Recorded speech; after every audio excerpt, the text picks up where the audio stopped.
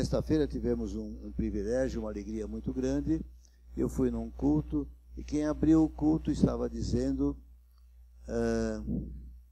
lança o teu pão sobre as águas, que depois de muitos dias você vai achar. Eu entrei num lugar que me deixou com a boca cheia de riso, porque eu vi na rua, Fábio, lotado até o portão, os carros. E toda a rua cheia de carro. E ainda Deus guardou a minha unção de vaga, uma vaguinha bem na frente do portão, que eu dei a volta na rua e voltei e parei ali. Acho que eles guardaram, mas foi o senhor que guardou, né? Não sei se alguém teve a ideia.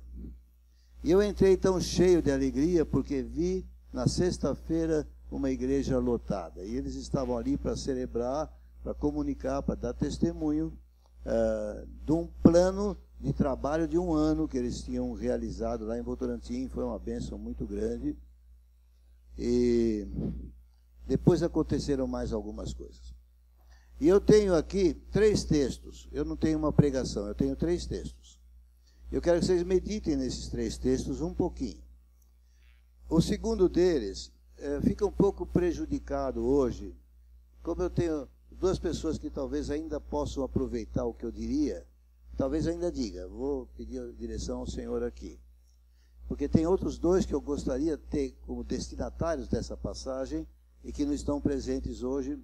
Eu vou ter que talvez esperar um tempo de fevereiro, março, quando está mais lotado, para poder falar a mesma coisa. Mas vamos orar. Pai amado, em nome de Jesus, fala conosco nessas passagens, fala conosco nos testemunhos recebidos, fala conosco a Tua palavra, Senhor, que edifica, que transforma as vidas, que nos dá direção, que nos dá alvos, que nos dá caminho, que nos dá frutificação, Pai. Em nome de Jesus, sejamos frutíferos debaixo da Tua mão. Aleluia. Primeiro texto, Hebreus 5, 7 a 9.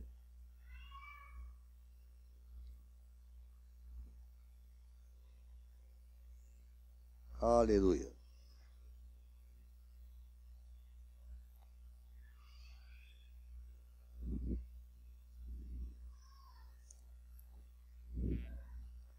Ele, Jesus, nos dias da sua carne, tendo oferecido, com forte clamor e lágrimas, orações e súplicas a quem o podia livrar da morte, e tendo sido ouvido por causa da sua piedade, embora sendo filho, aprendeu a obediência pelas coisas que sofreu, e tendo sido aperfeiçoado, tornou-se o autor da salvação eterna para todos os que lhe obedecem. Eu queria destacar desse texto a parte, eu li o 7 e o 9 porque eu precisava fazer o contexto, mas especialmente o que tocou muito o meu coração é essa expressão aqui. Ele, Jesus, sendo filho, aprendeu a obediência. Aprendeu a obediência pelas coisas que sofreu. O próprio Deus veio à terra e aprendeu. É estranho a gente pensar isso, que sendo Deus, certamente ele não devia obediência a ninguém. Mas sendo filho e aqui na terra para cumprir uma missão, ele tinha que estar submisso ao Pai. E ele aprendeu a obediência. É interessante porque Jesus Cristo, o verdadeiro homem. Eu não tinha pensado em falar sobre esse texto, mas eu li o 7. E diz aqui que Jesus, com forte clamor e lágrimas, ofereceu orações e súplicas. Ele era homem. Não é Deus que clamou e chorou. O verdadeiro homem, Jesus,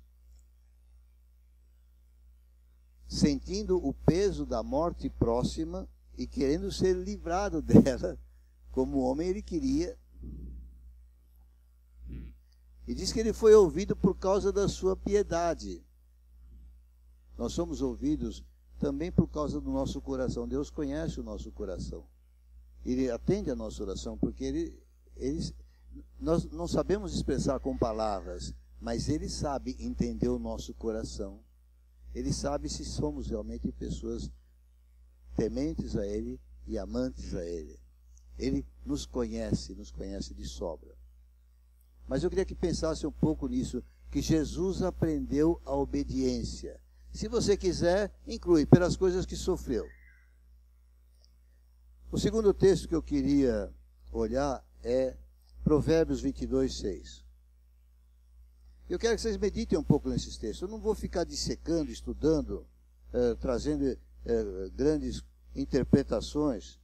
Simplesmente os textos devem falar por si. Quantos creem na palavra de Deus? Provérbios 22:6 é um versículo clássico. Ensina a criança no caminho em que deve andar, e ainda quando for velho, não se desviará dele. Ensina a criança no caminho que deve andar, e ainda quando for velho, não se desviará dele. E eu queria ler o terceiro texto, depois vamos ver o que acontece conosco nesses textos. 1 Samuel 15.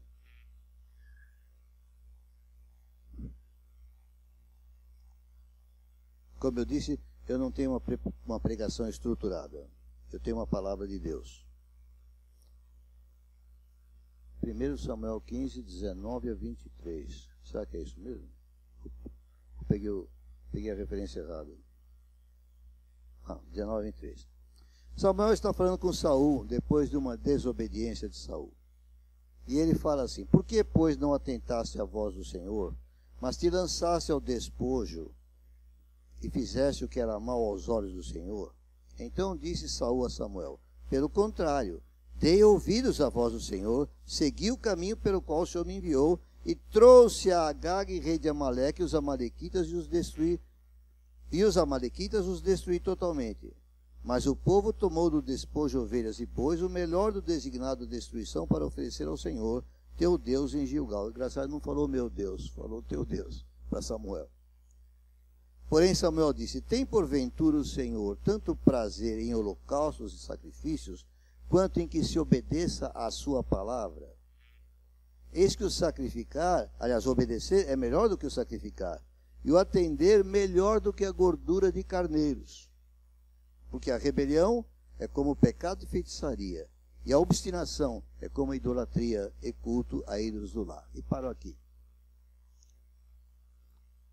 Pensem um pouco nesses textos.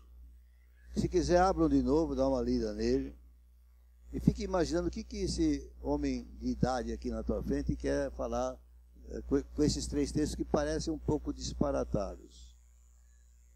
Mas tem muita coisa a ver um com o outro.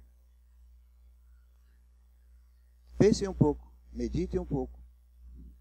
Eu tenho que dar um tempo, eu tenho que fazer um pouco de silêncio, para que isso possa acontecer aqui.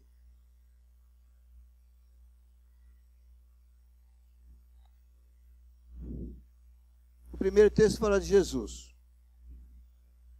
O que fala a respeito de Jesus o primeiro texto? O que ele aprendeu? Se Deus precisava aprender alguma coisa, não precisava. Mas o Filho de Deus, homem na terra, precisava. O que ele aprendeu?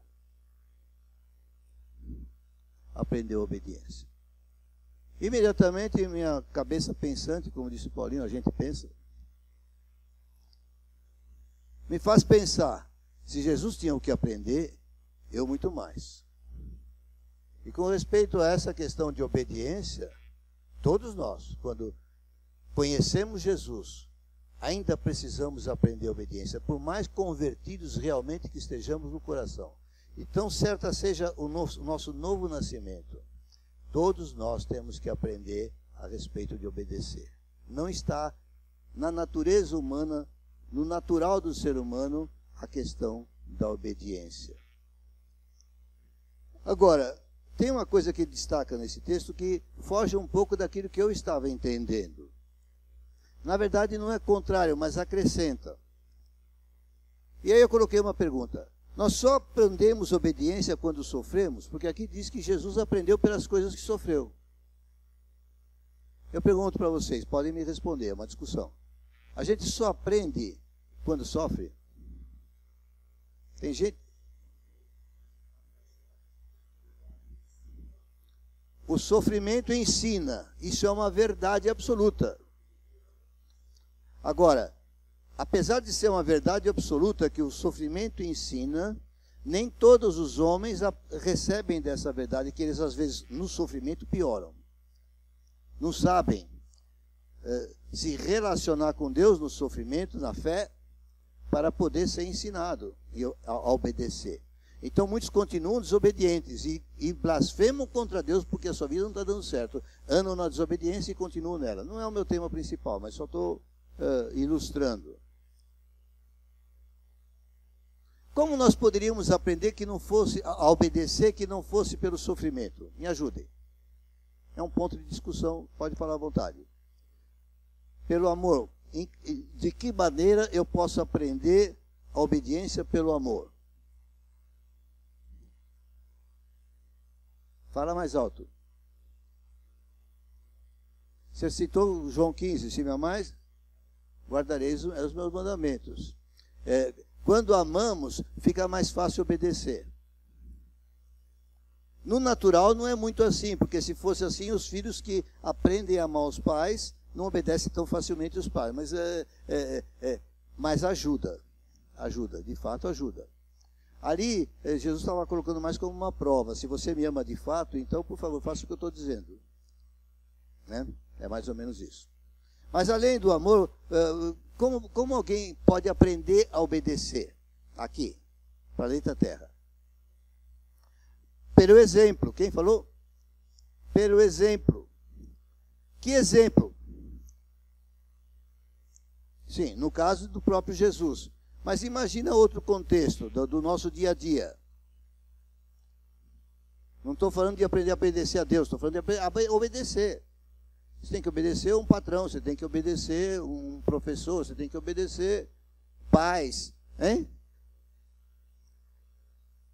Mas pelo ensino, você disse pelo exemplo. Então, se nós pegarmos isso aqui para respeito de crianças, o exemplo dos pais deve fazê-los obedecer. E entra o assunto do amor também. Porque quando o amor flui bilateralmente, dos dois lados, a obediência pode ser ensinada com muito mais facilidade. E também pelo ensino e também pela observação. Você observa o que está acontecendo e você vê que desobediência não dá certo, você vai obedecer. Agora, obedecer sempre implica em alguma renúncia. Eu quero desse jeito, mas seja feita a tua vontade. Porque quando eu concordo, eu estou obedecendo. Quando eu concordo com alguma ordem que eu recebo e a pratico, eu estou obedecendo? Não, eu estou concordando, eu estou fazendo o que eu quero. Não, tudo bem, mas na essência eu estou fazendo porque concordo. Porque se não concordasse, eu falo, não vou fazer. Não é assim que acontece com a gente?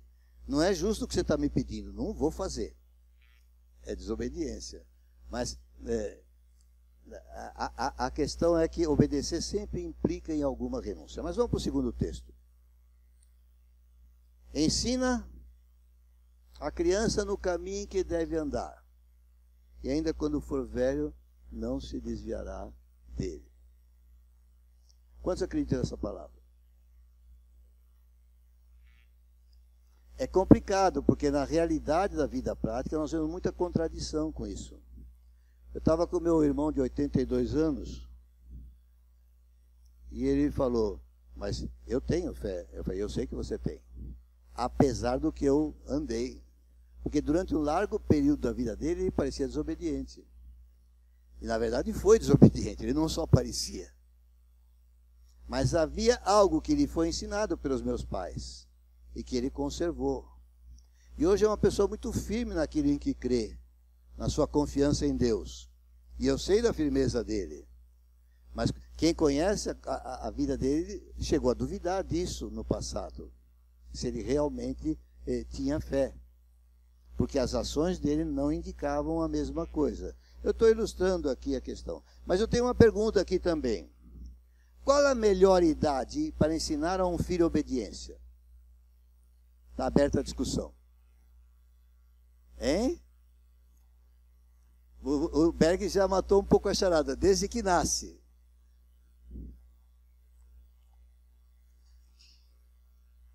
Hein? Dentro da barriga. Já ouvi conversa sobre esse assunto, que a mãe tem um diálogo. Você está se preparando para ser mãe. Receba. Falou para profetizar? Estou profetizando. Não, o que é isto? Ela está querendo ter filho. Que raio de maldição? Não. Bênção pura. Qual é a idade própria? Eu já ouvi pessoas dizer, quando começar a entender, vou começar a ensinar.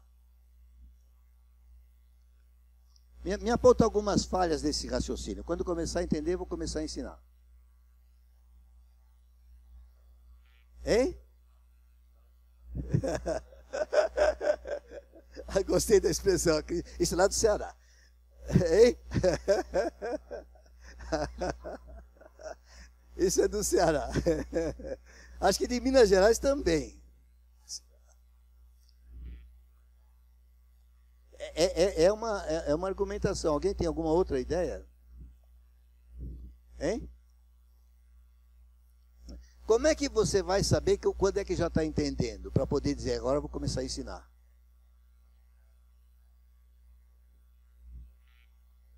Mas nesse assunto de que tem compreensão para eu ensinar, agora, é uma questão do bebê. A mãe se comunica com o bebê. E desde quando está começando a dar mamar, tem que ensinar às vezes a obedecer no mamar no peito ainda. Eu nunca fiz isso, mas tem que ensinar. Quer dizer, eu já mamei no peito da minha mãe, mas mas eu não me lembro.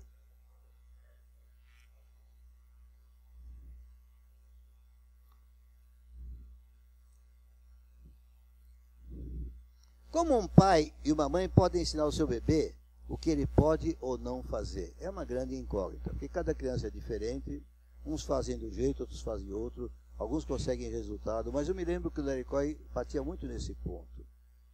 Você tem condições, se você tem empatia, se tem tempo com o bebê, porque se não tem tempo com o bebê não adianta, tem que ter tempo com o bebê. Ele vai começar a compreender as suas atitudes, ele vai compreender a expressão do seu rosto, o seu desagrado, a sua satisfação. Você vai aprender a comunicar isso a ele. E com mais sucesso ou menos sucesso, você vai obter. Mas Larry Coy dizia, ensina o teu filho o valor da palavra não. E obedecer a palavra não de pequeno. E aí ele deu uma ilustração de que um dia o filho dele teve a sua vida salva por ele, porque ao sair de um local, não sei se foi para a rua, começou a correr em direção ao meio-fio, e vinha um carro, ele só gritou, filho, não! O nome do filho, que eu não sei qual é o nome do filho dele, gritou o nome e disse, não! E estancou imediatamente, porque tinha sido ensinado a obedecer ao pai quando ele não queria que fizesse alguma coisa. Então, na verdade, a gente falha muito nessa questão, porque quando chega nesta idade pequena, a gente poupa muita coisa. Mas também tem o contrário, às vezes a gente diz não para tudo. Isso não é ensino também. É preciso avaliar qual a razão e qual é a motivação para exigir obediência. Se existe razão e motivação, você deve dar. Agora, a primeira motivação pela qual você deve obedecer a Deus, qual é? Hein? Não é o amor. Não é a gratidão. A primeira motivação para obedecermos a Deus é porque Ele é Pai. Ele é Deus. Ele tem autoridade. Então, os filhos precisam aprender que eu obedeço ao meu Pai porque é meu Pai. Os filhos precisam aprender, eu obedeço minha mãe porque é minha mãe. Eu não obedeço porque ele está certo, porque está errado. Eu não obedeço minha mãe porque ela está certa ou está errada. Não é fácil obter isso. Ninguém pode dizer que obteve isso 100% dos seus filhos. Mas o caminho certo é fazer o filho entender. Olha, é o papai que está te falando.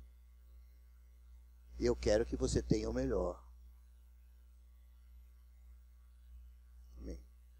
Está entendendo? Está compreendendo? Eu não vou esticar esse assunto porque eu só quero ilustrar. Eu não estou querendo dar aula de criação de filhos. Mas eu quero trazer um pouco para a nossa realidade também. Agora, em Samuel. Estou aberto aqui. Deus fala assim: tem porventura o Senhor tanto prazer em holocaustos e sacrifícios quanto em que se obedeça a sua palavra? O que produz prazer em Deus? É engraçado que na minha leitura de hoje, eu tinha que abrir em números 28 e 29, 27, 28, 28 e 29, agora 28 e 29. E só fala aqui de sacrifícios a Deus. Um monte de sacrifício. Holocausto contínuo, Páscoa, e vai. Eu falei, Senhor, por que justo hoje eu estou lendo esse pedaço? Não foi o Senhor que mandou fazer todos aqueles sacrifícios? E aí ele vem dizer, acaso eu tenho prazer em holocaustos e sacrifícios? O que você pensa sobre essa expressão de Deus? Acaso eu tenho prazer nisso? Em que Deus tem prazer? Em relação a nós, cada um individualmente. Em que Deus tem prazer em você? Que você venha no culto como é necessário, como o Fábio ensinou muito propriamente, e adore a Deus. Que Deus tem prazer nisso? Em que Deus tem prazer? Responda.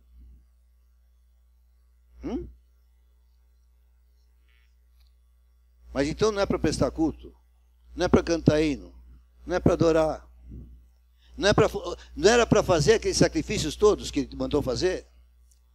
Ele não ia se agradar daqueles sacrifícios? Hein?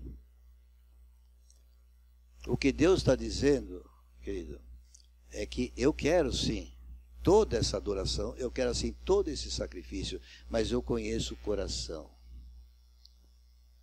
E quando você desobedece, você transparece o que tem no teu coração. Alô? Mas eu não estou aqui para pregar sobre obediência, eu estou aqui ilustrando alguma coisa que tem um objetivo maior no fim. Eu só estou tentando ilustrar, mas fica claro.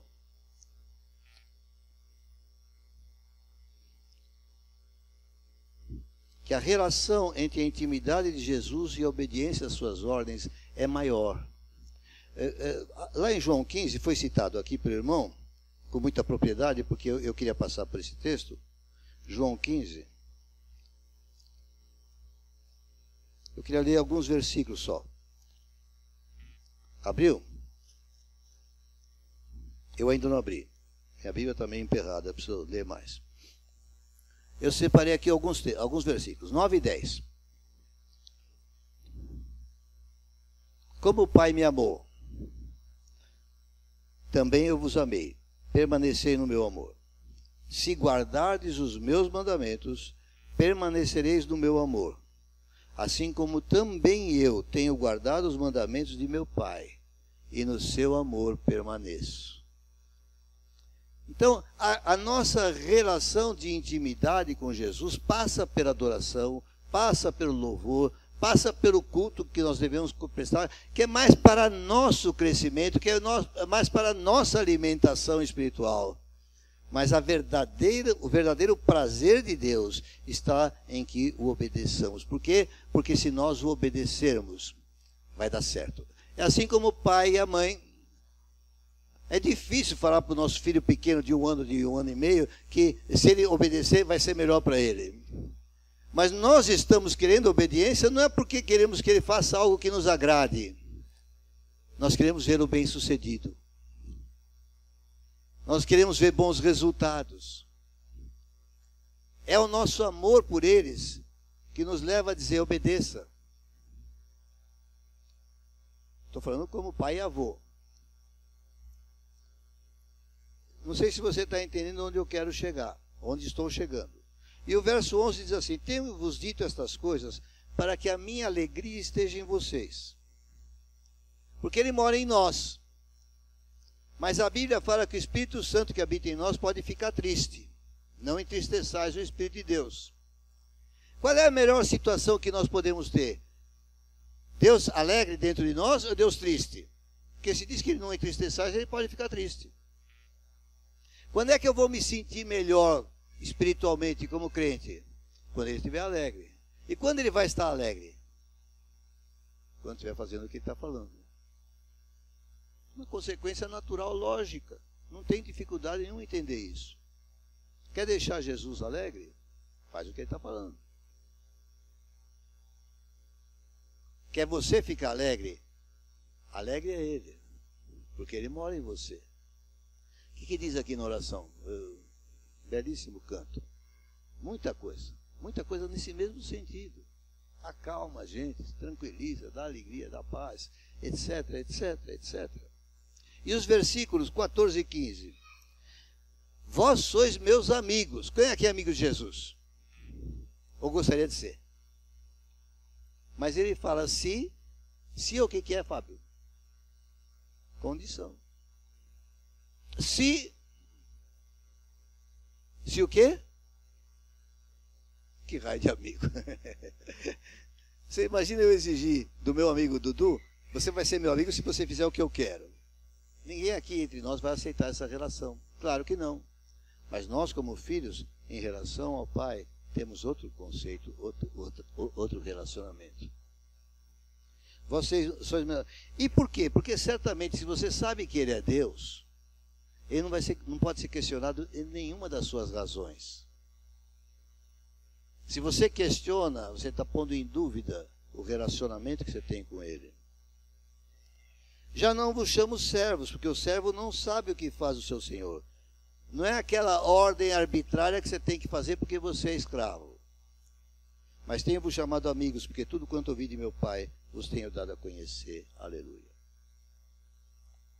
Mas o capítulo 15, e aí me veio a palavra de Jesus, quando ele diz, eu não separei o texto, mas você se lembra, eu sempre repito, foste fiel no pouco, sobre o muito te colocarei.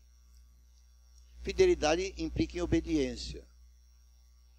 Quando nós começamos a obedecer nas coisas pequenas, o Senhor começa a nos alimentar de novo. Onde está escrito isso? No próprio texto de João 15, verso 2. O que está escrito em João 15, verso 2? Alguém leia com voz bem alta. Ninguém quis ler.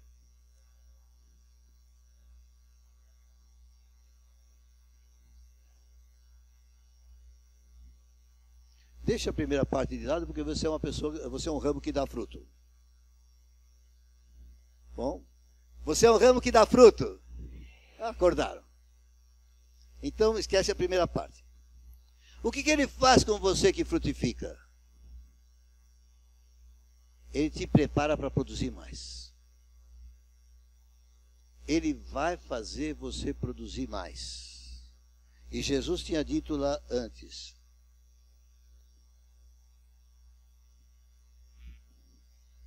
Agora perdi. No verso 16. Eu vos escolhi a vós outros e vos designei para que vades e deis fruto, e o vosso fruto permaneça. Bom, aí, com todos esses pensamentos na cabeça, eu vou a Votorantim. E lá eu entro e ouço essa palavra de cara. Primeiro, a minha boca se encheu de riso, porque estava parecendo que tinha muito mais gente. Quando eu comecei a falar para eles alguma coisa, estavam todos sentados, eu vi que não era tanta gente como me parecia no começo. O resto devia ser os anjos, que estava lotado, não é bem? Estava simplesmente lotado. Estava lotado? Coisa extraordinária. E eu fiquei todo feliz, porque nós estávamos lá vendo um fechamento de um trabalho de um ano e a abertura do ano seguinte de um trabalho que eles estavam realizando. E o versículo inicial, que não era do pregador, era do pastor Evandro, foi aquele pão sobre as águas. Vocês conhecem a passagem? Se não conhecem, onde é que fica essa passagem para alguém ler? Hein? Eclesiastes. Lança o teu pão sobre as águas. Não precisa ler agora. Aí o Rafael começou a falar sobre o trabalho. Houve testemunhos. Eles montaram um como é que chama? Vídeo. Eles montaram lá um vídeo com testemunhos, então tinha os entrevistadores e tinham as pessoas que tinham se convertido, e é engraçado, eram famílias, marido e mulher, e também uma mãe com um filho moço, que é uma coisa notável, Fábio, uma mãe com o filho moço, os dois dando o mesmo testemunho de conversão e de firmeza na igreja, todos eles reconhecendo o que Deus tinha feito. E Paulinho, até cura de câncer eles alcançaram nesse trabalho desse ano passado, acho que mais de uma comprovada. O cara falou, estou curado do câncer. Era um câncer na bexiga, se não me engano. É isso? Cura de câncer. E coisas extraordinárias. Porque eles entram para evangelizar, fazem oração de poder. E o Berg viu isso aí. Aliás, eu preciso falar alguma coisa publicamente sobre essa questão com o Berg. Mas tudo bem. É coisa boa. É ruim para mim, boa para ele.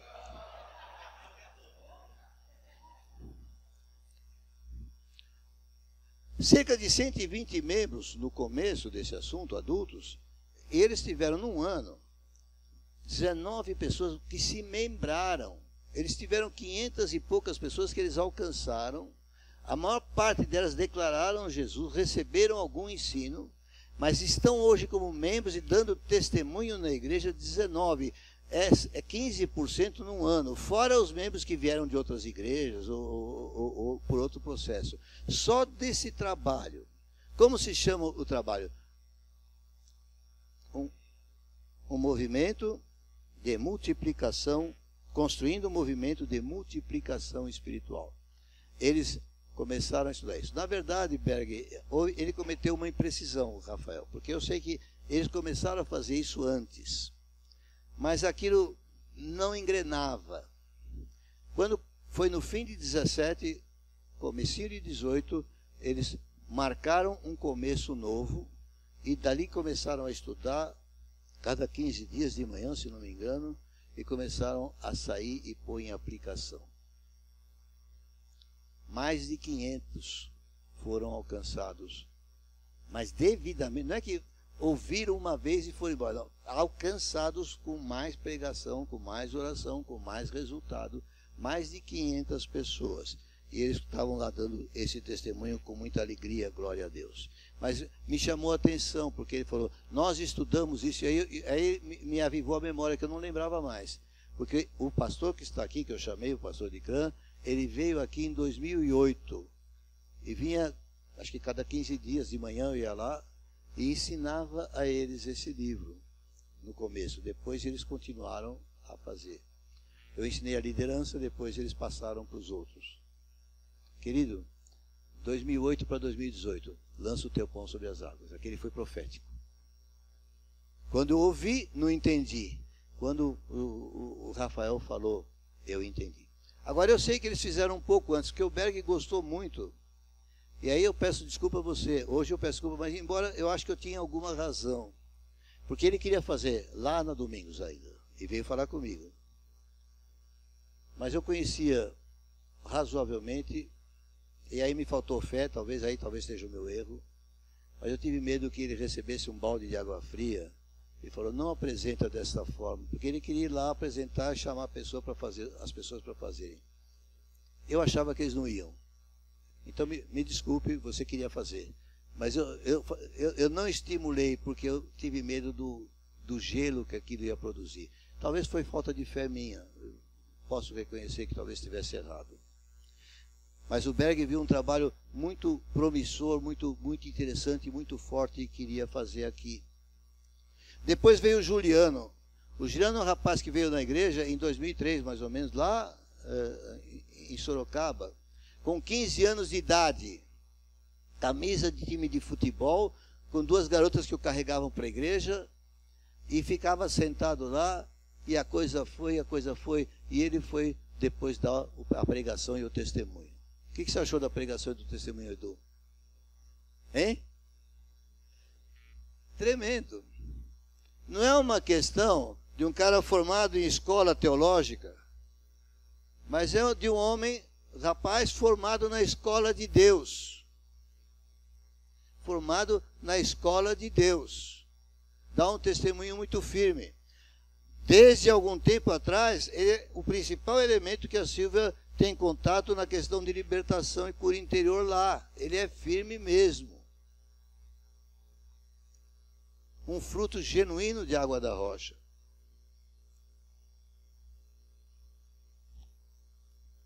E aquilo me fez pensar em algumas coisas.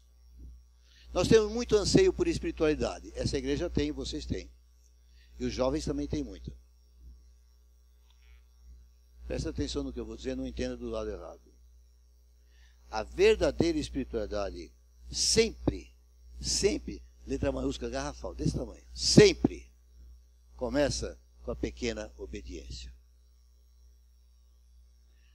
Louvar a Deus com intensidade é muito importante. E quando cai a unção no louvor é maravilhoso. Mas o que vai te dar crescimento espiritual, meu querido, é a pequena obediência. O crescimento espiritual vem de pequenas obediências que vão sendo somadas. A minha vida é descrita dessa forma. Eu, quando falei sobre uns estudos que eu fiz, eu passei para alguns irmãos para me darem respostas se eram bons ou ruins, se valia a pena tocar para frente ou não. Não recebi resposta de ninguém. Aí quando eu falei isso, a Glaucia falou num legado. Você tem um legado que precisa passar.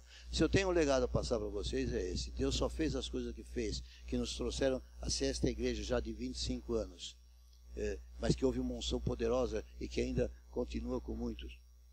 O verdadeiro legado é o que Deus me ensinou no pouco a pouco. Seja fiel no pouco, sobre o muito te coloco. Seja fiel no pouco, sobre o muito te coloco. Pequenas obediências. Que pequenas obediências? Aí eu comentei com o Rafa no fim do culto. Rafa, 2008 para 2018, para aí começar a frutificar. Deus é paciente. Mas podia ter sido feito em 2009, 2010. Eu falei, pior, em São Paulo eu ensinei a mesma coisa para os nossos líderes principais. E não foi feito um trabalho nesse dia. Não foi feito nenhuma experiência em São Paulo desse assunto. Mônica, você atesta que é verdade. Você participou até do estudo que nós fizemos. Então, querido, nós desobedecemos, nós falhamos. E nós precisamos quebrar esse estigma em nossas vidas. Nós queremos, nós ansiamos, nós estamos bem espiritualmente, nós estamos fortes. Eu admiro vocês. Mas quando a direção da igreja fala, faz uma coisa assim, nem sempre nós abraçamos. Nem sempre nós vamos e fazemos. O irmão citou Singapura. Eu faço questão de citar, porque Singapura foi, na minha opinião, o movimento mais sublime, mais bonito que a igreja fez nesse tempo de 2010 para frente. Foi. Mas foi uma obediência a um chamado da Janete. Ela não está aqui, gostaria que ela tivesse. Porque a Janete teve uma visão. É como se Deus dissesse para ele, olha essa terra, eu estou dando para você. Não foi assim que ela testemunhou? E ela não foi desobediente à visão celestial. Aí nós conversamos com José, ele abraçou a ideia do ponto de vista da meninada, da garotada. Mas outros abraçaram do ponto de vista da visitação nas casas.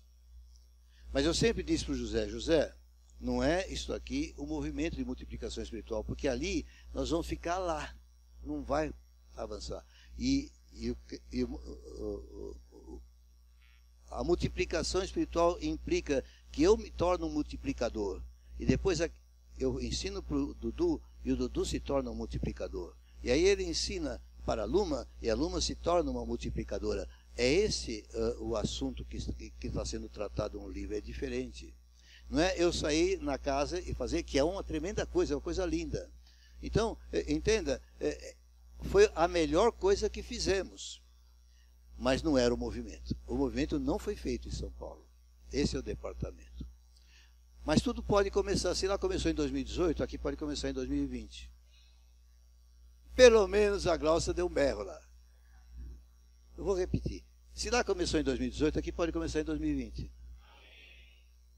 E o Péricles faz muita questão que eu gaste meus domingos de manhã aqui. Hein? Quer falar isso? Você não pediu para mim, você está me mandando fazer. Hein? Às vezes eu penso assim, caramba, eles já estão vindo fazer negócio de casais à tarde, cada 15 dias, mas tem umas certas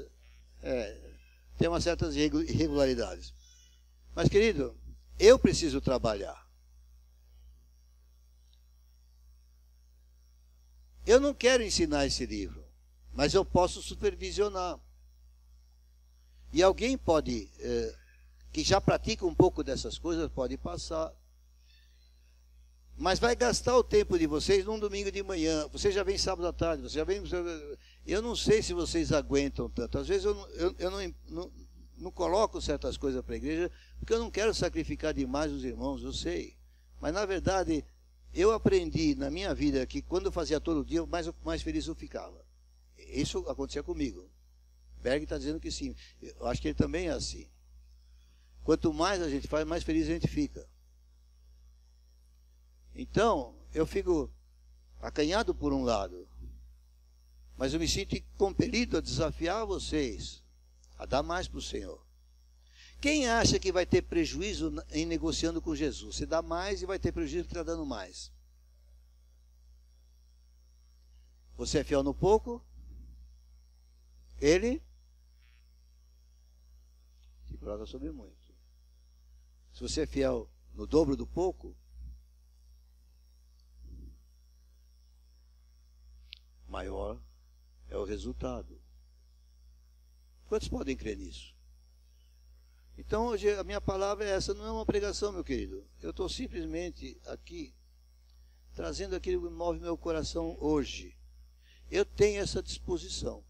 Cada 15 dias de manhã, domingo, com 5, 6, porque você produz 5 multiplicadores, eles vão produzir outros 5 multiplicadores, ou talvez cada um produzir 5. 5 vezes 5, 25. Isso pode ser uma... Desculpe, Paulinho. Uma bola de neve. Não, é porque é um plágio, né? Mas a ideia lá é mais ou menos essa. A bola vai rolando e vai agregando neve nela. E ela vai crescendo, vai ficando enorme. E aqui vem aquela questão de ser dirigido pelo Espírito.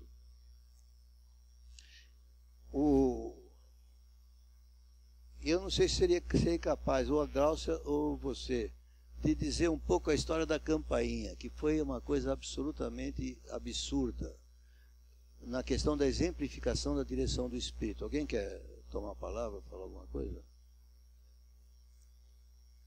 Mais rápido, não pode falar tudo o que ele falou, tem que ser sucinto. Presta atenção no que o Juliano contou sobre a experiência dele com a campainha. Na verdade, ele falou o nome de um homem que eu não lembro. Bento. É Bento? Você devia ouvir do Juliano, mas vamos lá, a gente vem contar. Não deu para trazê-lo. E aí, espero não pular nada para o senhor ficar me corrigindo. Mas, ó, eles foram fazer o movimento, né, as visitas, bater a porta, e o Espírito Santo falou, bate naquela casa, foi lá. Direção do espírito individual, eu quero salientar. Foi lá, bateu a porta, e aí o moço não recebeu muito bem, é uma história assim, eles acabaram orando. Aí não foram bem recebidos. Aí o Espírito Santo foi lá e falou, vai de novo na casa dele. E a gente fica falando, você fica insistindo na carne, fazendo o seu esforço. A gente meio religioso pode pensar assim, mas o Espírito direcionou, ele foi de novo, chegou lá. O moço, não estou muito bem, hoje eu estou com dor. Eles nem perguntaram se ele queria oração, já saiu orando para antes que eu ouvisse um não do moço. Foi embora. Aí, de novo, o Espírito Santo volta na casa dele. E ele só tomando toco do cara. E eles voltaram, Bento, não sei o quê. Sempre sendo mal recebido. E ele, com a carranca lá, bravo e tal. E aí, eles iam dando jeito. Chegou uma hora que ele começou a abrir, acho que um álbum, né? Porque ele foi jogador. Chamou para... Aí, foi começando a quebrar, mas assim, com uma certa ressalva. E ele, aí até que descobriram que ele estava doente, né, pastor? Aí subiu. Aí foram perguntar, ele tinha mudado. Aí foram atrás dele de novo, ele se mudou, não avisou ninguém. Aí alguém, o Bento está em tal casa. E foram atrás do Bento nessa casa nova. Quando bateram a porta que ele abriu, vocês de novo, eu não acredito. Oi, Bento! O Juliano contando é bem mais legal. Mas, enfim, aí oraram de novo, aí descobriram que... Olha que coisa extraordinária que eles descobriram. Ele descobriu que estava com um câncer, né? Câncer, pastor, já bem avançado. Tipo, dando tchau mesmo. E aí eles compartilharam do plano Mas de eles salvação. descobriram uma outra coisa muito sensacional que você está esquecendo. Então que ele mencionou lá o sogro dele. Ele é esse Bento. Esse cara é parente do sogro dele. E eles não sabiam. Todos esses contatos descobriram depois que o Bento era parente do Paulo. O Espírito Santo falava para ele, toca lá. E a casa era do parente do sogro dele. Isso. E aí apresentaram o plano de salvação. E aí ele, claro, quebrantado pelo amor de Deus, se converteu. Foi parar no hospital. E lá no hospital o Ju fez uma última visita sem saber. E aí o Juliano se emocionou bastante, porque o Senhor o mandou até ali para visitá-lo lá. E acho que horas depois ou no dia seguinte está na glória com o Senhor. Meus queridos, não é um câncer curado. Houve câncer curado também entre eles, mas não é um câncer curado. Mas, amados, é uma pessoa que ia para o inferno e foi salva. Pertencia à família do sogro dele e era totalmente refratário às coisas de Deus. Pergunto, quantos de nós tocaria mais de uma vez na casa daquele que recebeu mal? Quantos de nós tocaríamos? Esse já fez. Bom, ele tem cara de pau.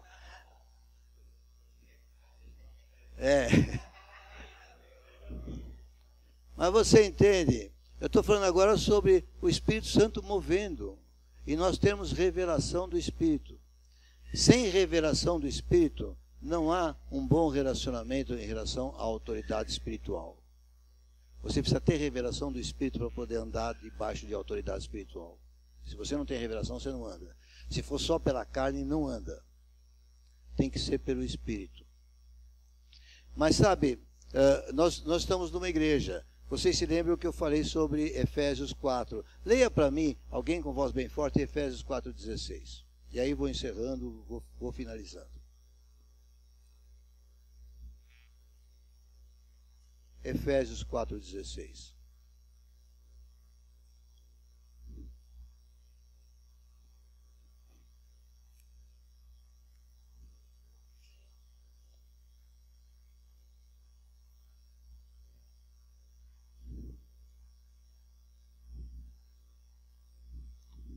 Amém. Gostei, Lídia.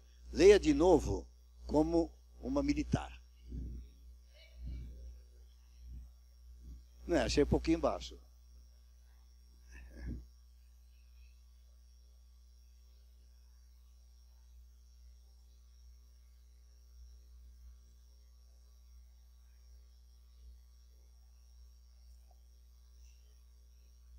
Sabe o que eu vejo quando está lendo isso aqui? Eu vejo uma orquestra.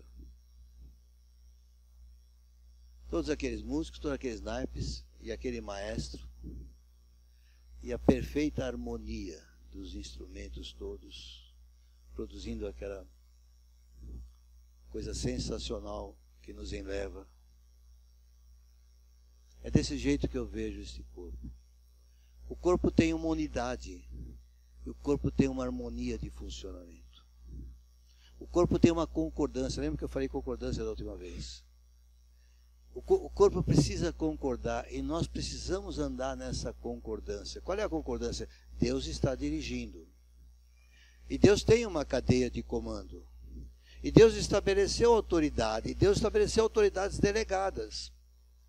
A autoridade delegada é uma pessoa, é uma autoridade que recebeu a sua autoridade de outro, delegado por Deus. E então eles andam em concordância. Eu não penso como aquele que me colocou nessa função pensa, então eu quero fazer desse jeito. A desarmonia da orquestra já se estabelece.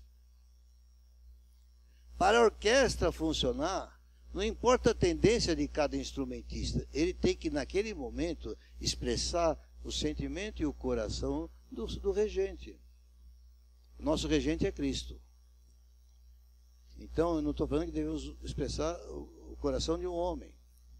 Mas os outros são autoridade delegada. E nós precisamos aprender. E aqui entra, então, o segundo assunto final. Esse livrinho, Autoridade Espiritual, em 2003, eu acho, eu ministrei em minha casa. Você participou? Você deve ter a apostila. Porque eu tenho isso aqui apostilado Autoridade Espiritual de Watchman Nee. Eu não sei se você já estava na igreja nesse tempo. Foi na minha casa. Não lembro. Não, ali acho que é outra. Ali acho que é outra, não tenho certeza. Mas eu achei o arquivo e eu tenho isto. Seria uma alternativa, se não fosse o crescimento, multiplicação espiritual, essa seria uma alternativa para domingo de manhã. Eu quero dizer que eu não estou estabelecendo nenhum apelo para começarmos, porque eu tenho que falar com o Fábio, eu falei agora há pouco com o Fábio, ele vai orar sobre o assunto. Se ele determinar que seja feito, nós vamos aí começar a tentar organizar alguma coisa. Porque há uma liderança espiritual, uma delegação, e nós temos que seguir essa delegação. Eu não vou implantar um estudo aqui. Agora, individualmente, em minha casa, talvez até fizesse isto. Mas eu também prefiro ter a aquiescência do pastor, porque eu vou usar os membros da igreja, né? Isso aqui eu posso fazer em casa. É difícil chegar lá. Bom, está tudo apostilado. Você pode receber, você pode ter cópia do livro, você pode estudar em casa. E de repente, se eu reunir 3, 4 pessoas em casa para discutir isso, de repente coloca no celular e a pessoa lá de casa assiste aquilo que se faz com os outros, sei lá. Alguma coisa que possa fluir para que mais rapidamente a gente chegue a receber estas coisas, se for da vontade de Deus. Amém? O que eu queria trazer era isto. Mas eu volto a dizer,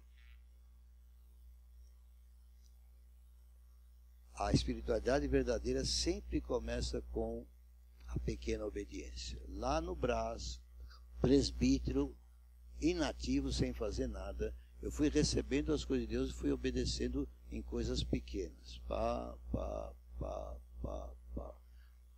Houve um fracasso, houve uma parada, depois Deus reativou tudo e de repente, em 93, 94, houve uma explosão do Espírito. Ela não aconteceu porque nós ficamos em vigília 40 noites, até às 6 da manhã. Ela aconteceu porque nós estávamos obedecendo ao Senhor. Um grupo de 8 jovens se transformou em mais de 80 juntos, porque o número total era muito maior, mas teve gente que saía da igreja, ia para outro lugar. Mas houve um mover do Espírito por causa de uma obediência. De repente, nós podemos continuar nisso. Vocês têm anseio pelo mover do Espírito. Quando a gente entra no louvor e o louvor flui e a gente cai, não aguenta parar em cima das pernas, isso é resultado do mover do Espírito. Mas Deus tem uma explosão maior. E esta você pessoalmente alcança pelas suas pequenas obediências. Vai obedecendo o que Deus manda fazer, como o Juliano obedeceu tocando a campainha. É preciso obedecer. Ele estava obedecendo a liderança da igreja, a autoridade delegada, fazendo o que tinha sido ordenado fazer. No meio do processo, o Espírito Santo usou para ter sensibilidade do Espírito para fazer aquilo que era excepcional. Não está no livro, aperta a campainha 4 vezes. Não está. É direção de Deus. E nós temos acesso a essa direção, louvado seja Deus. Posso ouvir amém? Quando o Paulinho dá testemunho a alguém, ele chega e profetiza a palavra sobre ele, é porque o Espírito Santo está dirigindo a fazer. E você não sabe o resultado. Você não sabe o resultado, mas o resultado é com Deus. E ele sabe. Vamos ficar de pé. Vamos